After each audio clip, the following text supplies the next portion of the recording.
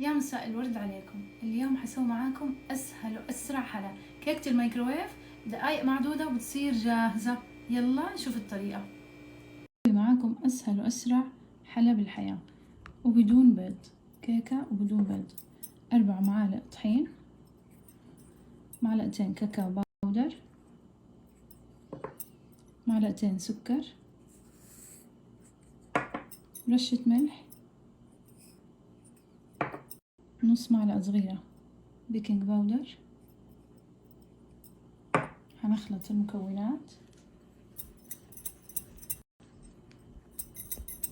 هضيف عليها معلقتين زيت و6 معالق حليب. طبعا استخدموا الأكواب والمعالق المعيارية. راح نحرك المكونات كلها سوا. ممكن تسووها بالمج بس أنا حبيت أسويها بالصحن.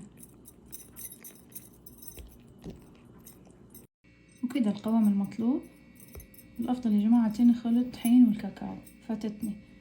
بعدين عندي اختياري شوكليت دارك، ممكن جالاكسي، ممكن نيوتيلا، أي نوع شوكليت انتو حابين. وحندخلها الميكروويف لمدة دقيقتين.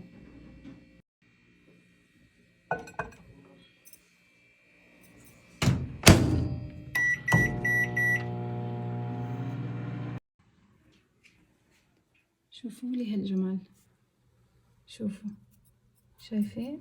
طبعا ساخنة، حجيب مساكة وأطلعها. نتأكد إنها استوت، عشان لو ما استوت ممكن نرجعها تاني على الميكرويف. كده استوت معانا. حنرش عليها شوية سكر.